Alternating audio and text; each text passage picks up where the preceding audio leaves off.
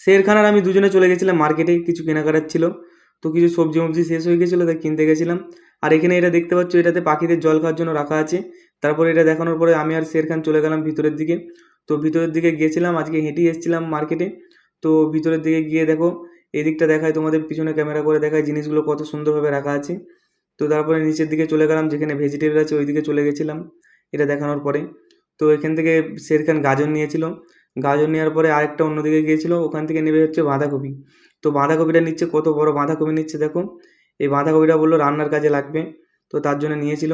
তো বাঁধাকপি মাধাকপি নেওয়ার পরে আরও অনেক কিছু নেওয়ার পরে দুজনে চলে গেছিলাম কাউন্টারের দিকে। দিয়ে কাউন্টারে গিয়ে টিয়ে এগুলো হিসেব করে নিলাম।